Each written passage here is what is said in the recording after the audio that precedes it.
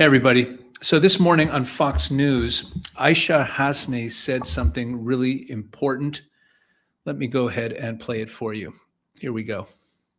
Here is the clip. Top of mind for you right now, what next?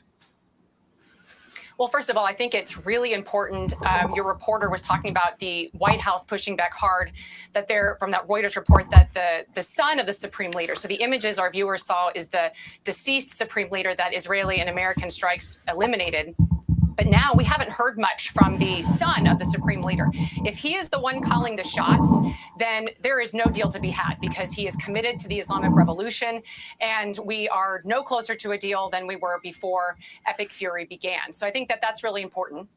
Second of all, if the Iranians, however, wanted the United States to resume military strikes, I don't really know how they would be behaving any differently. I mean, you see them now making increased demands. Bill, you just pointed out how they're now expanding the zone that they want to control of the Strait of Hormuz. That's a deal breaker for the United States and for our Gulf partners in the region.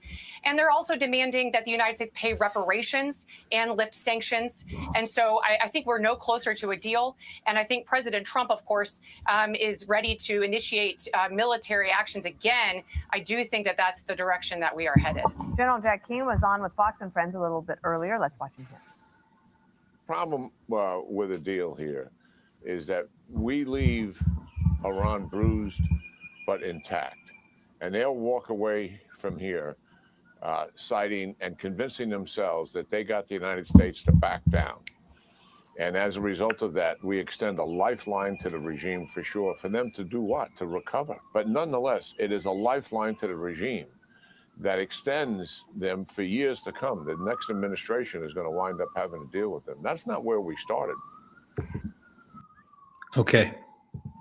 This is gold. This is so important. What she said there, and we'll get to what Jack Keane said as well.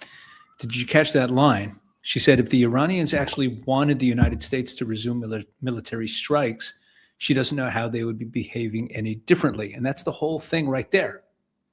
I'm going to explain this. They're expanding their demands. They're demanding control of Hormuz. They want reparations, lifting of sanctions. Every move they're making is making it look like that they're trying to blow up the negotiations while at the same time trying to make them last as long as possible and buy time. Now, and Aisha is asking the right question, like, why are they behaving this way? And General Keane gives you part of the answer, right? They will be bruised and intact if we make a deal with them, or if we keep delaying things, that they'll be convinced that America backed down. It's a lifeline extended to them, and that's the right diagnosis. But I want to go deeper because I think most Western analysts, even the good ones, are still missing a key piece of why Iran behaves the way it does. And once you see it, everything clicks. So there's this former MI6 officer named Ayman Dean. I want to introduce you to Ayman Dean. So Ayman Dean, let's put him back up. Let's put this up on the screen here. Ayman Dean is he's a former MI6 officer who was actually in Al-Qaeda.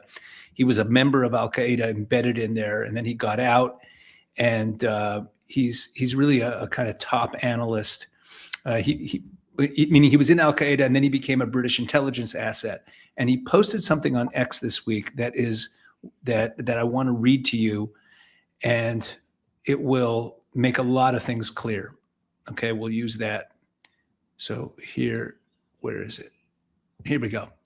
There's a growing blind spot in Washington's understanding of Iran, one Israelis and Gulf Arabs grasp more clearly than many in the Trump camp or Europe. This is not just about missiles or sanctions, it's about belief. The modest narrative gaining influence within the IRGC, Iran's hardliners and supporters of Mojtaba Khamenei. Many inside the regime now believe that Iran survived recent crises not because of diplomacy or restraint, but because of, quote, the unseen hand of the Mahdi protecting its divine mission. That's the real danger. For years, the West dismissed Iran's apocalyptic rhetoric as symbolic, but in times of war and survival, such beliefs can morph into fanatical operational devotion. They can affect real strategy, basically. Within IRGC circles, Mojtaba Khamenei is increasingly linked to the Khorasani figure from Shia prophecy, a leader from eastern Iran who survives foreign attacks amid regional chaos. Hardliners also cast Abdul Malik al-Houthi, the head of the Houthis, as the Yamani, destined to align with the Mahdi in a wider regional struggle. None of this proves prophecy, but movements driven by apocalyptic conviction do not need their beliefs to be true to become dangerous. They only need their followers to be willing to act on them. That's the risk facing the region. And he goes on to talk about other Islamic ideologies that we've encountered. But this is key. This is key what he's saying here. And I talked about this. Some of you who watch this channel know that I made a video when the ceasefire went into effect at the beginning of April. It coincided with 40 days, precisely 40 days after the initial strikes on February 28th that killed Khamenei, that launched this whole war. And all over the Iranian media for days, they were talking about this 40 days, because 40 days in Shiite history and theology is significant. If 40 days after a martyr is killed becomes a day of rededication, and they saw this as divine grace of Allah showing them that the fact that it lasted only 40 days meant that there was some sort of divine salvation here in the ceasefire. That was an example of this blind spot. But I want to go further into this. Ayman Dean makes the point, but he's also missing a piece of it.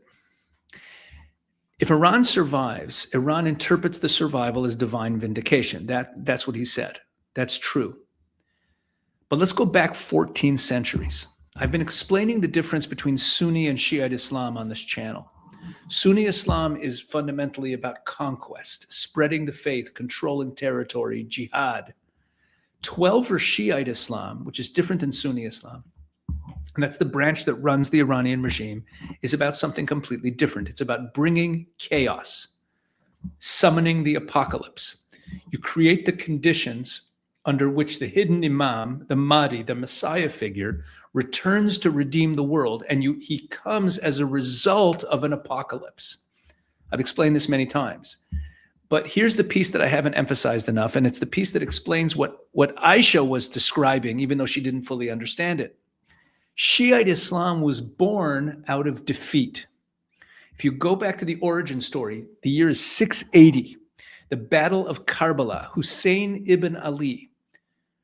And you might have noticed that the IRGC named one of their recent waves of missile attacks after him. They called it Hussein ibn Ali.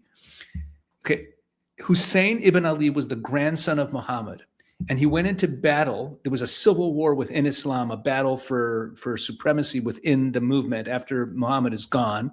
So this grandson of Muhammad goes to war, and he's totally outnumbered, and he was betrayed, and he was surrounded, and he was killed brutally, and his men were slaughtered. And that defeat, that massacre, is the founding moment of the story of Shiite Islam. Think about what that means theologically. The paradigm baked into Shiite consciousness from the very origin of the faith is that you're beaten, you're abandoned, you're killed, you're betrayed. And the fact that you survive at all, the fact that you live through that you persevere, is proof of your righteousness. The fact that you were beaten and bruised, but you still survived, that's the proof that you are righteous. Suffering is sacred. Survival is proof of your righteousness. Okay, this is like fundamental to the way Shiites think. It's completely different from how the West processes military outcomes. We look at this 40 days of war, we look at the destroyed air defenses, at dead generals, at a crippled nuclear program. Trump says, oh, their navy's destroyed, they're completely destroyed. And we say Iran lost. They should be chastened, right? Now we can make a deal. But Iran's leadership, more importantly, the rank and file of the IRGC, who are really ideological, they're not processing those 40 days the way we are. They're seeing it through the lens of the Battle of Karbala. Because after Hussein ibn Ali was killed, 40 days later, the surviving followers came to his grave and they rededicated themselves to the cause. And that's the whole founding story of Shiite Islam. So Hussein was surrounded and bloodied, and he's their greatest hero. So when Western negotiators read Iran's willingness to pause as pragmatism, as exhaustion, or a sign that they've learned their lesson, they're making a catastrophic mistake. Iran isn't chastened. Iran is Hussein at Karbala. The regime is Hussein at Karbala in the year 680. They're bruised, they're bloodied, but they're spiritually persevering. They're not broken. In Shiite theology, this is not weakness. This is redemption. Now go back to what Aisha said. If the Iranians actually wanted America to attack again, they wouldn't be behaving any differently. She's absolutely right. But here's the deeper point. They're not making these maximalist demands. You start talking about how they're increasing their demands. They're not making these maximalist demands in spite of their weakened position. They're making them because of how they understand their weakened position. They take a beating. You know, if you take a beating and you refuse to submit, it's not a sign of failure in their minds. It all goes back to Karbala. So General Keane said it perfectly. If you leave Iran bruised but intact and they walk away convinced that America backed down with a lifeline extended for years, that's the outcome. But I'd push it even further. It's not just that Iran will spin survival as victory for domestic consumption. It's not just that they're spinning it. That's how they think. That's how they'll understand it. Again, it won't be that they're trying to pull a fast one on their people and spinning it that way. That's my point. They will understand. They will believe in the depths of their faith that they are righteous and that they won. It's their whole religious framework going back 1,400 years, that surviving while taking a beating is the most sacred thing that you can do. You don't need to win at Karbala. You don't win at Karbala. You survive. The movement survives Karbala despite the beating, and you keep going. So Aymundine is right that once a movement becomes eschatological, deterrence doesn't work. But the movement became eschatological 1,400 years ago. And the theology is playing out exactly as they expect it to.